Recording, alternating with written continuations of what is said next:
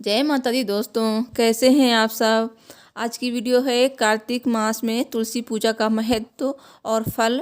तो दोस्तों, कहा जाता है कि कार्तिक मास में तुलसी पूजा का फल गोदान से भी अधिक होता है।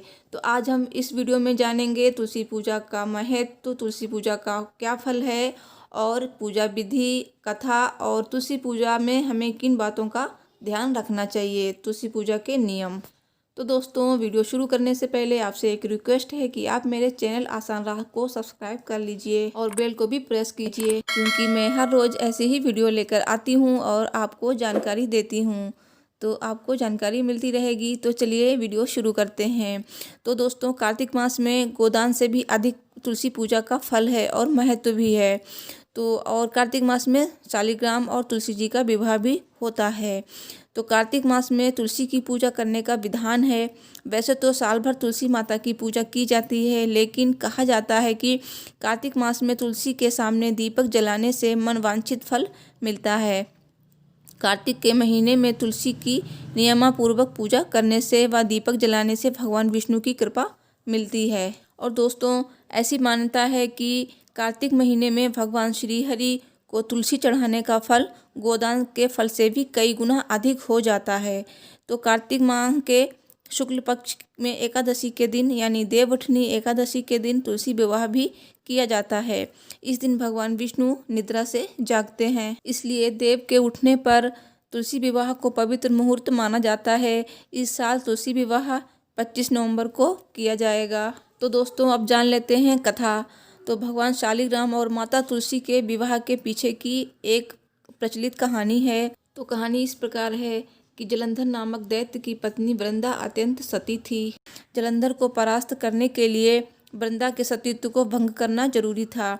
और दोस्तों, माना जाता है कि भगवान विष्णु ने छल से रूप बदलकर वृंदा का सतीत्व भंग कर दिया और उसके साथ भगवान शिव ने जलंधर का वध कर दिया। इस छल से वृंदा ने भगवान विष्णु को शिला रूप में परिवर्तित होने का शाप दिया। उसके बाद भगवान विष्णु शिला रूप में तब्दील हो गए और उन्हें शालिग्राम कहा जाने लगा। अगले जन्म में वृंदा ने तुलसी के रूप में जन्म लिया था। भगवान विष्णु ने वृंदा को आशीर्वाद दिया कि बिना तुलसी दल के उनकी पूजा कभी संपूर्ण नहीं होगी। तो दोस्तों, भगवान शिव के विग्रह के रूप में शिवलिंग की पूजा होती है, उसी तरह भगवान विष्णु के विग्रह के रूप में शालिग्राम जी की पूजा की जाती है। और दोस्तों, ऐसी मान्यता है कि जिस घर में तुलसी जी की पूजा होती है उस घर में यमदूत कभी प्रवेश नहीं करते हैं। तो तुलसी जी का विवाह शालिग्राम जी के साथ हुआ था, इसलिए कहा जाता है कि जो तुलसी जी की भक्ति करता है उसको भगवान की कृपा मिलती है। इस कथा के अनुसार भगवान विष्णु ने तुलसी जी को वरदान दिया था कि मुझे शालिग्राम के नाम से तुलसी जी के साथ ही पूजा जाएगा और जो व्यक्ति बिना तुलसी जी के मेरी पूजा करेगा उसका भोग मैं स्वीकार नहीं करूँगा। तो दोस्तों, अब जान लेते हैं कि तुलसी जी की पूजा हमें किस प्रकार करनी चाहिए, तुलसी पूजा की विधि। तो दोस्तों, शास्त्रों के अनुसार तुलसी के चारों ओर स्तंभ बनाकर उन्हें तोरण से सजाना चाहिए और स्तंभों पर स्वास्तिक का चिन्ह बनाकर रोली से अष्टदल कमल के साथ ही शंख चक्र व गाय का पैर बनाकर सर्वांग पूजा करना चाहिए। तुलसी जी का आवाहन करके धूप, दीप, रोली, सिंदूर, चंदन, नैवेद्य व वस्त्र अर्पित करना चाहिए। तुलसी जी के चारों ओर दीपदान करना चाहिए, उनकी विधि विधान से पूजा करनी चाहिए। और दोस्तों, ये भी कहा जाता है कि माता तुलसी की पूजा करने से बहुत पुण्य मिलता है, बहुत ही ज़्यादा फल मिलता है। तो दोस्तों, इस महीने में ब्रह्म मुहूर्त में स्नान करना चाहिए और इसके बाद माता तुलसी की पूजा करनी चाहिए।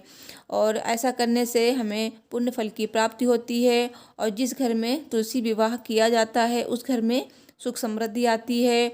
और इस दिन गमले को सजाकर ईख का मंडप बनाकर उसके चारों ओर ओढ़नी या सुहाग प्रतीक चुनरी उड़ाते हैं। और तुलसी माता की पूजा करने से पहले तुलसी पूजा के नियमों को जान लेना बहुत ज़रूरी है। तो दोस्तों, हमें ध्यान रखना चाहिए कि तुलसी पत्र को बिना नहाए कभी भी नहीं तोड़ना चाहिए और कभी भी शाम के समय पत्तों को नहीं तोड़ना चाहिए। और दोस्तों, पूर्णिमा, अमावस्या, द्वादशी, रविवार या फिर संक्रांति के दिन तुलसी के पत्तों को बिल्कुल भी नहीं तोड़ना चाहिए। इस दिन तुलसी को तोड़ना मना होता है। तो इन सारी बातों को हमने ध्यान में रखना है उसके बाद हमें तुलसी माता की पूजा करनी है, तो हमें बहुत ही ज़्यादा पुण्य फल की प्राप्ति होगी और भगवान विष्णु भी हमसे प्रसन्न रहेंगे, उनका भी हमें आशीर्वाद मिलेगा। तो दोस्तों वीडियो कैसी लगी? अगर अच्छी लगी हो तो प्लीज़ कमेंट में जय माता दी जरूर लिखिए। मिलती हूँ एक और ऐसे नए वीडियो के साथ, तब तक देखते रहिए आसान राह, बने रहिए मेरे साथ। Thanks for watching.